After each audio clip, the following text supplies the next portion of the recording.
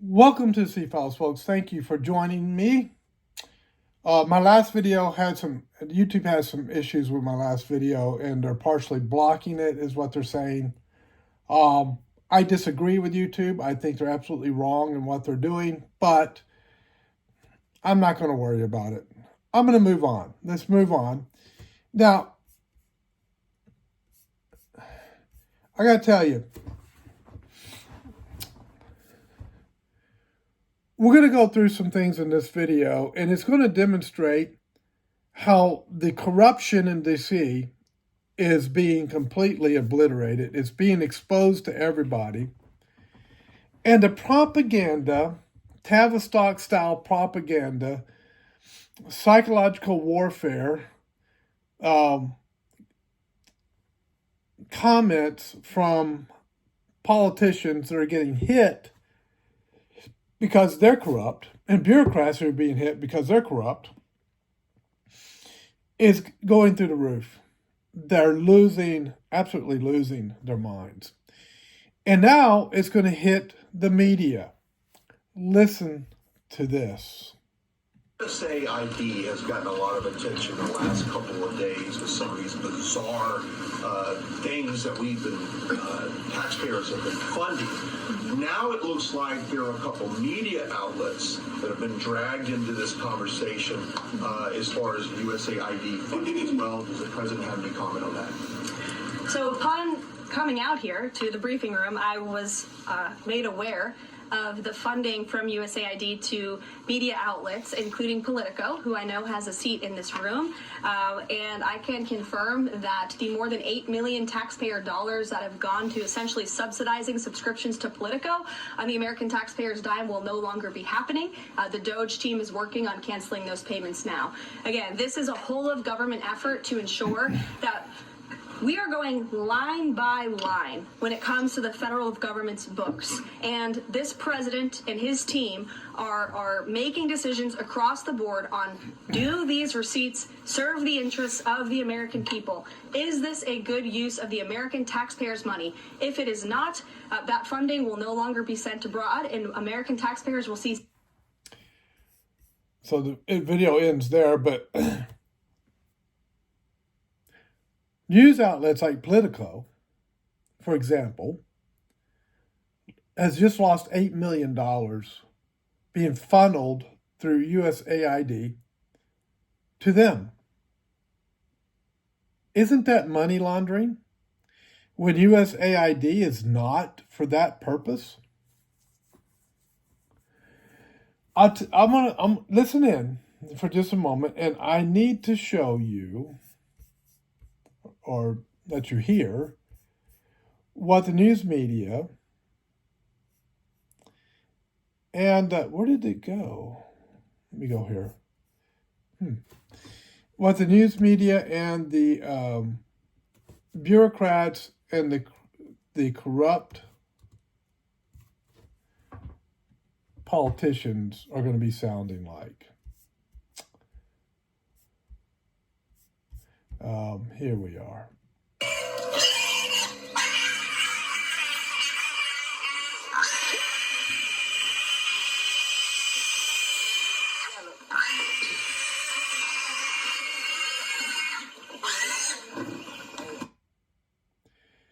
Squealing pigs. That's squealing pigs. I don't need the fair use doctrine for that one, and that's not a copyright violation, YouTube, just in case you are a little confused on that. All right, let's move on. Yeah, they're going to be squealing like pigs, folks, because they're losing it. Because they're going line, did you hear? They're going line by line, and they're looking at everything. Those autistic 19 and 20-year-olds that Elon brought in, they're kicking corrupt butt all over Washington, D.C. I mean, it's ground and pound. So we'll move on. Ilhan Omar is conducting seminars for Somalians who are living illegally in the U.S. without documentation, providing guidance on how to evade deportation. If you think I'm making this up, listen in.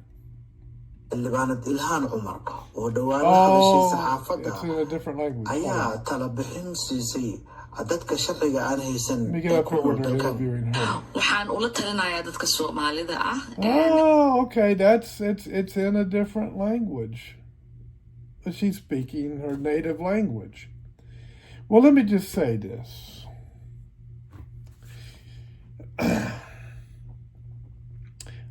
Will she be the first or among the first politicians to go into handcuffs and go to prison? Maybe to Gitmo. If you think she'll be the first, blip plop it down in the comment section and let me know. I'm going to go back. I'm going to put the sound off, and I'm going to read the caption. It says, Representative Ilhan Omar recently spoke to the media. And let me get up here where she's speaking. I got to get through this other part. It says she advised people living in the country illegally. Let me go back. She spoke to the media, advised people living in the country illegally. She says, I advised the Somalian people that if ICE attempts to question you, you are not obligated to answer their questions.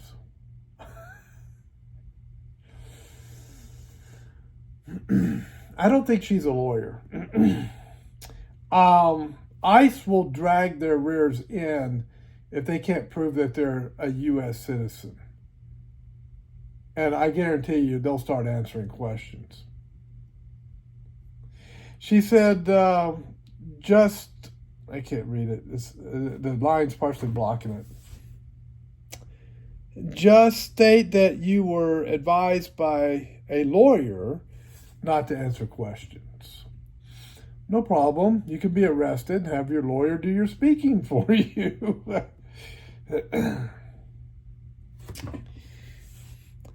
Disclosure of your name and immigration status and the mode of entry is not mandatory.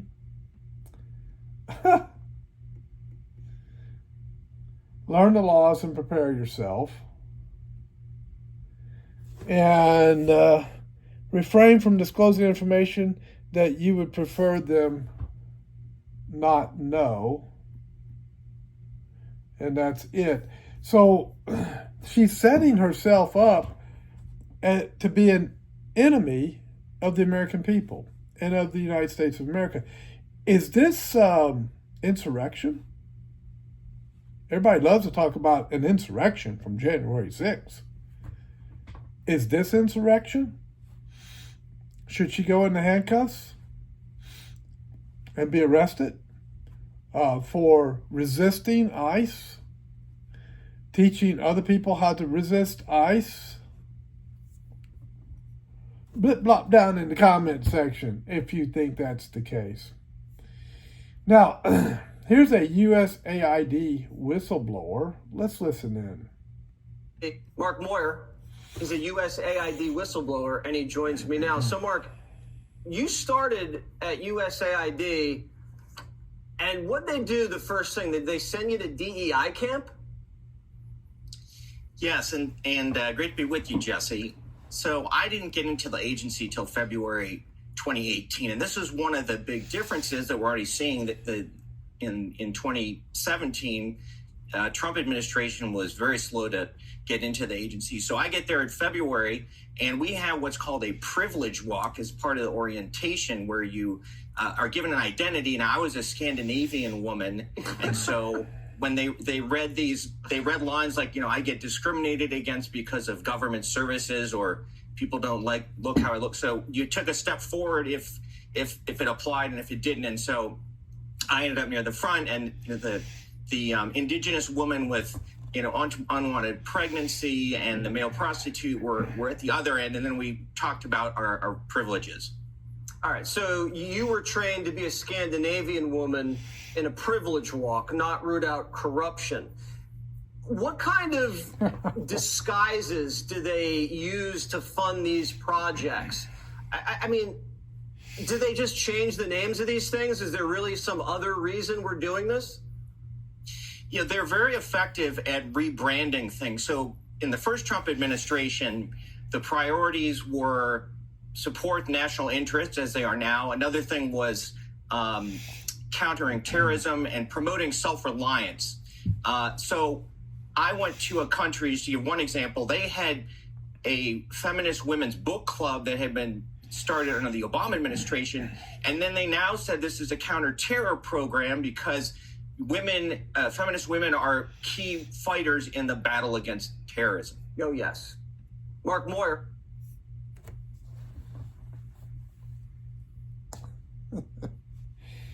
By the way, this T-shirt is from a marriage seminar. Oneness is referring to husband and wife being one. And that's a biblical concept. So before somebody freaks out and misunderstands what oneness is, I had that happen before. I mean, I got this rambling lecture about, oneness, you woke this, that, and other. I'm like, oh, dude, that's not what the shirt is about. So don't jump to wrong conclusions on that. Now, what he was saying, these agencies stopped being agencies of the government and became arms of a cult. And you basically had what became cult leaders leading these agencies and pushing this cult onto the employees. That's basically what was happening. So they were not doing their job. They were busy building the cult within the agency and making sure that everyone is conforming as good little cult members if they are employees.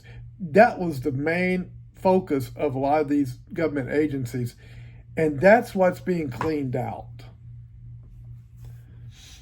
So the DEI is just a governmental, official governmental entity of the cult.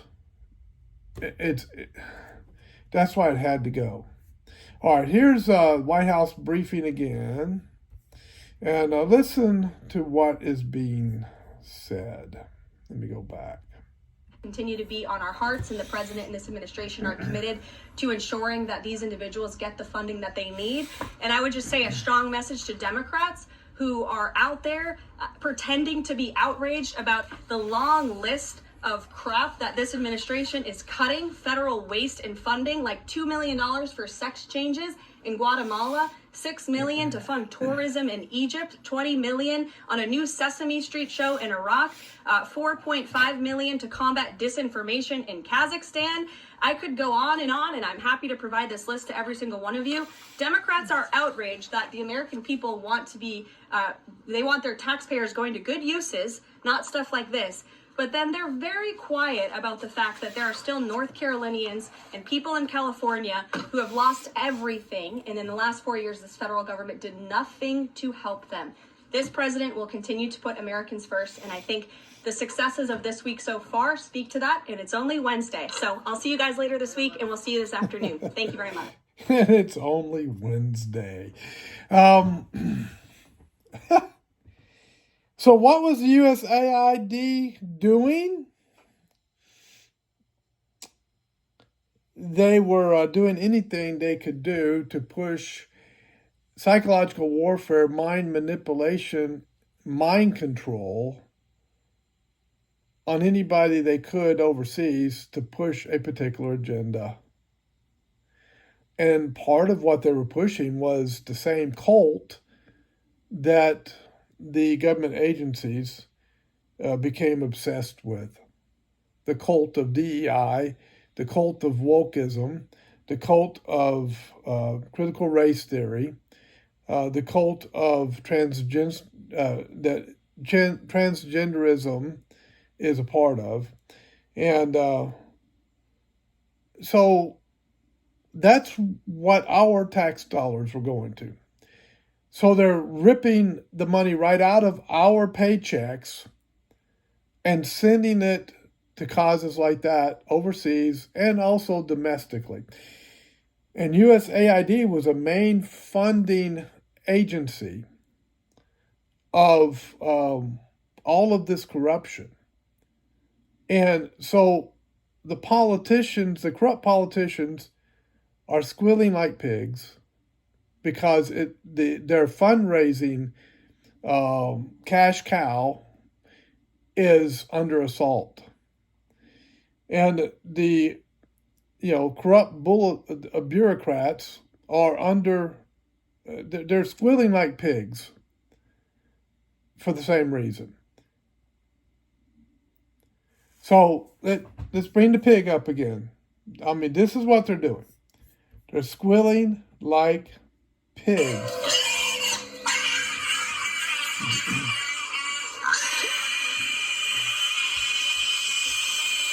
I mean, when I watched the Senate confirmation hearings and I heard the corrupt politicians start to ask their pathos, irrational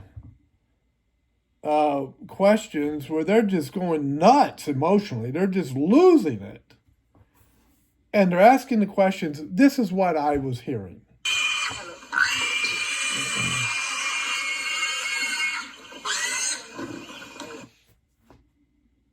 And then the, Kash Patel or,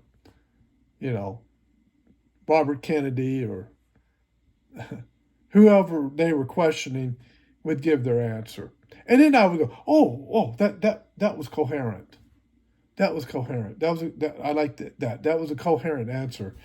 And then what would I hear as the next senator came up that was on the anti-Trump wagon, the Trump derangement syndrome senator, and they started to ask questions again? I heard,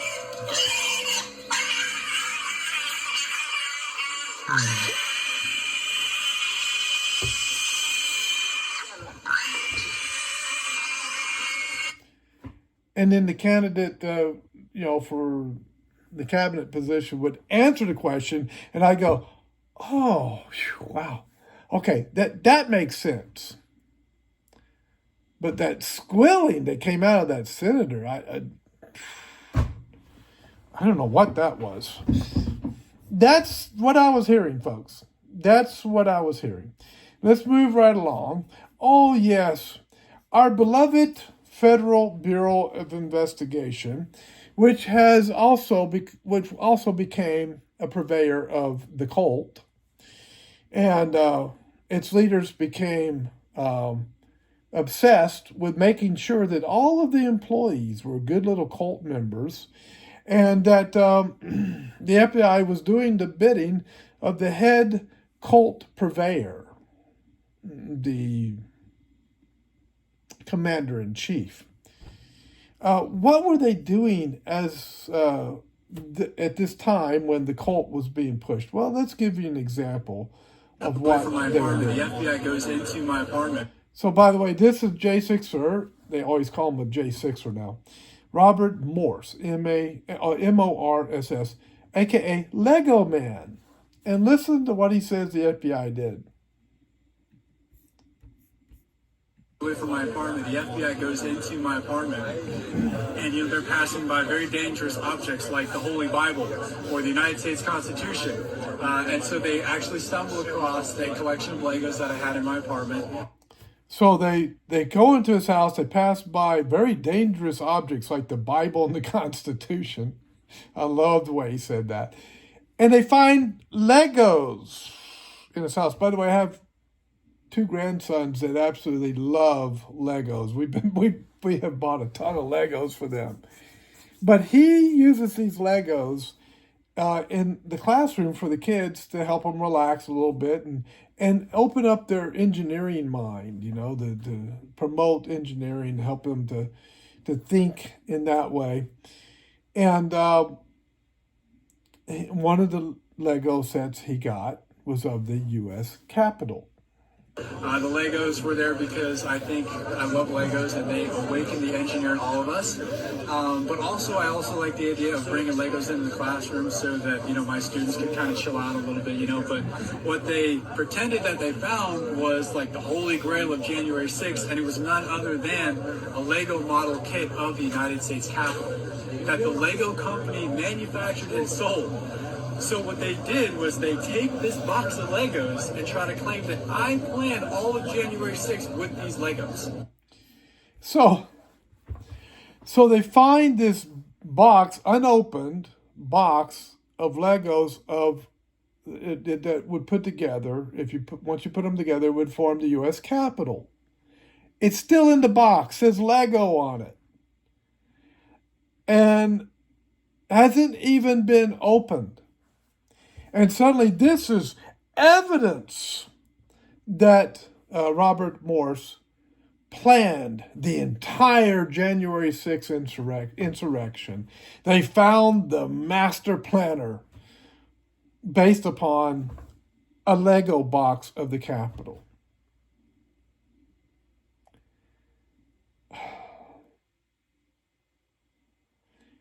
If I had done an investigation in that manner when I was in law enforcement, and I typed it up in a report and sent it to my sergeant, I would have been laughed all the way out of his office. And I probably would have been reprimanded or at least set down for counseling that that was incompetence on my part, and I needed remedial training to help me understand what a police investigation is supposed to look like. I guarantee you that's exactly what would have happened. Wow. How ridiculous is that? So they take it to court. The judge obviously notices how ridiculous this is and then asks the obvious question, how is any of this possible if the Legos are still in the box? So they literally try to pin the whole thing on. So it goes to the court and the judge looks at it and he goes, this is ridiculous. How could he have planned an assault on the U.S. Capitol when the entire Lego set was still in a box? In other words, he had not taken it out and assembled it as if he was putting it on a big planning table, gathering his conspirators around and with his stick, right? And going, okay, you assault here and you come around this way and and we'll go enter the Capitol this way, like a military planner is doing on a mock-up of a battlefield. They're still in the box. Oh my goodness. They called me the architect of the insurrection, and the Lego man was born. The internet never forgot, and I'm not really dropping the name because it was a shred of dark comedy that came out of this, kind of something to make you laugh. But it also goes to show how far the Biden DOJ was willing to go in order to sell a lie to the American public that our group was actually trying to overthrow the government on January 6th. It's totally bogus, but they were willing to make up such egregious lies that, someone like me was going to overthrow the United States government with a plastic children's toy. That's how outrageous this got. I feel good. I feel like I can fly, but, it's a bittersweet feeling. We still got people in that building. They got to come out, man. And so Yeah. So I asked him how he feels about being free. So he's set in a jail cell based upon that. Folks, you have to understand it this way. If the FBI could put him in jail because he had a Lego box of the Capitol that was even unopened, and they just conjectured, just out of fantasy land, made up this entire narrative based on that. Oh, this must mean that he planned January 6th. If they could do that to him, what could they do to you if they decided to make you a target? That was pure corruption based upon political targeting of people who disagreed with the current president at that time. That's all it was. Just like they targeted Roman Catholics who spoke the Mass in Latin. Oh, no, that's horrible. Can't have that. Let's send the Department of Justice after them. Just like when you have parents going to school board meetings and saying, we don't like this and we don't want our children being a part of this. Oh, no, can't have that. Let's send the Department of Justice after them. Targeting people based upon political or religious, the political religious bias of the agency, because those people weren't doing things the way the agency told. They didn't believe what the agency wanted them to believe. They didn't have the political opinion that the agency wanted them to have. And who is being the dictator? Who was the dictator? That's how cults act. That's how cults act. All right. Let me see here.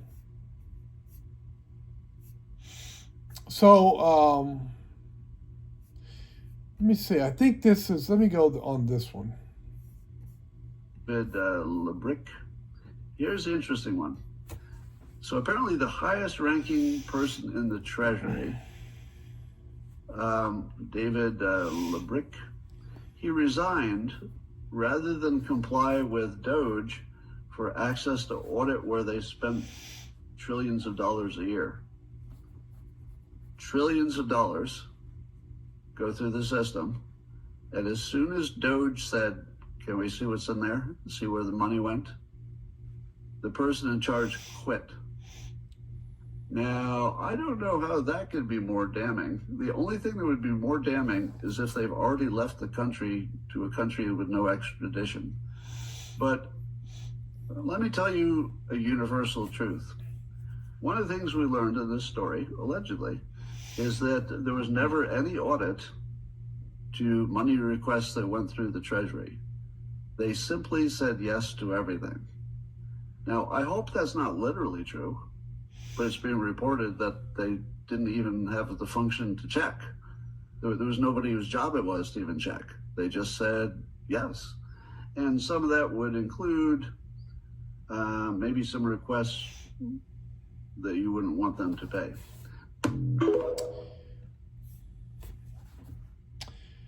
So, if that's true,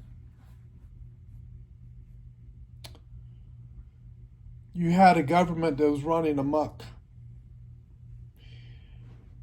A government that had no monetary accountability. You know, I know everybody doesn't do this, but I do. I make out a budget and I follow that budget every month. It's a monthly budget. My wife and I follow it. Every dollar that we make is accounted for. It goes into a particular line item in that budget, and it keeps us out of hot water financially. I don't think the government has ever heard of a budget. And people who spend the way the government does, they end up in bankruptcy. Collection agencies come after them. Their cars get repossessed. They foreclose on a house. Or they get kicked out of their apartment because they're not paying their rent. And they're spending their money foolishly on stuff that has nothing to do with them being able to live their life in a normal fashion. They just throw it to the wind and waste it. Matter of fact, people who live the way the government handles money, they're in the casino every day, squandering their money away, losing all of it, and then going home and getting kicked out of their apartment, having their car repossessed, not paying their bills, and having collection agencies coming after them because all their money went to the casino. That's what's happening in our government. And that's what Doge is cleaning up.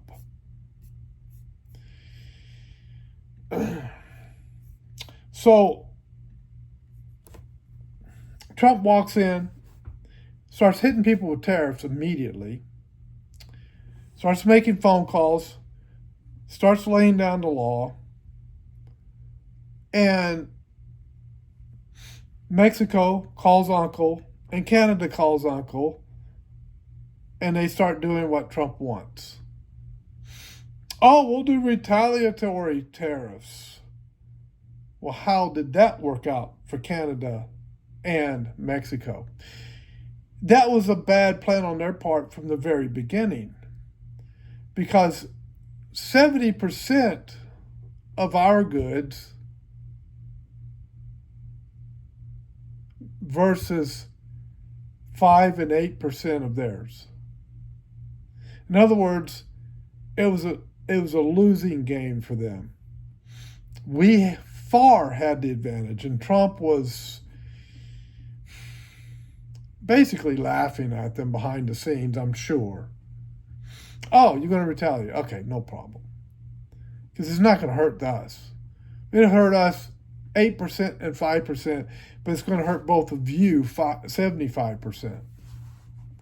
Now, which one's going to be hurting the most? How long do you think they were going to handle 75% hit on their tariffs versus 8% and 5% on us getting hit with tariffs? We've been like, shrugged our shoulders. They would have been in crisis. And they knew it. When they talked about retaliatory tariffs, they were bluffing.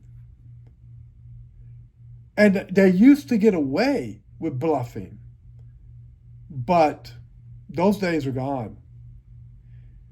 And look, I don't have time to do much more in this video.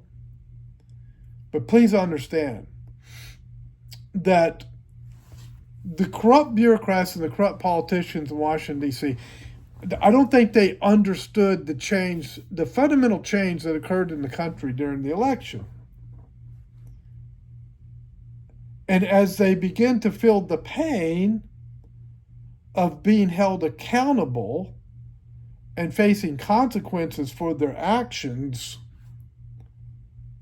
they slowly begin to understand and realize that things are not what they used to be, because every trick in the book that they tried before that worked is no longer working. And now they're at their wits' end, and they don't know what to do, and they're scared, folks. Did you watch the confirmations when some of those corrupt senators were talking and their hands were shaking and their voice was quivery?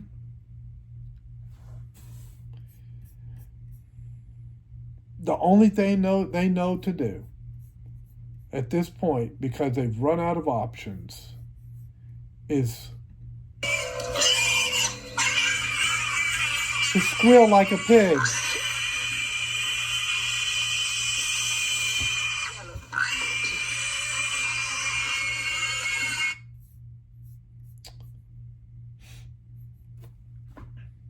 They're blocking, these protesters blocking the freeways in LA and having their protests in Texas. This is when they scream and yell, they're they're outraged, right? This is all I hear.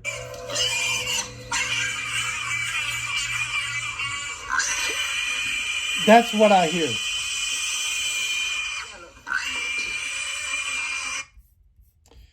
because they're losing and they know they're losing, and they don't know what else to do other than just scream like a pig.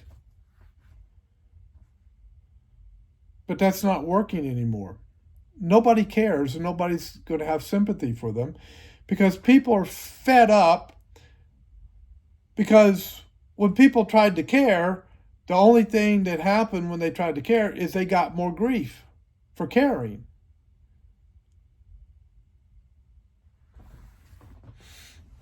You know? Because the cult, that's how the cult works. So, folks, it's a new day in a new world, and we're only 2 weeks into the Trump administration, and we are seeing changes fundamentally to this country like we have never seen before. And that tells me that God is working in His providence. He's been working in His providence ever since, even during the during the Biden administration, because we're talking about Trump, Biden to Trump, because God used the Biden administration for a specific purpose. Remember Romans 8:28 as the wonderful channel on Rumble and on podcasts called And We Know uses that as their main verse, Romans 8:28. Christ said that He would take the evil that we commit and use it for the good of the believer. That's basically what Romans 8:28 tells us. And we know that all things work together for good to those who love God, who are the called according to His purpose.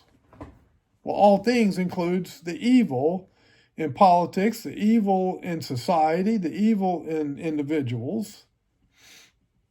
And He uses it to His purpose and for the good of others, the good of His bride, the church. So even the evil that we commit, God can turn it around and use it to His glory and for the good of His bride. God's providence is at work, and in this case, His providence is to clean out and expose and clean out the corruption in our government. Why? Because godly men and women in this country have been praying for that to happen. And they have been repenting of their sins. And they have been honoring God. And they have shown reverence to God and reverence to His word. So God has a remnant that's asking God to bless our nation. And I believe that's the reason, the only reason, we are where we are now. And what's coming is going to be incredible. And I look forward to talking about it, having a conversation with you folks on YouTube. And you can have a conversation in the comment section. Thanks for watching. God bless. It's getting late, and I better get on to it. So I'll see you next time on the C-Files.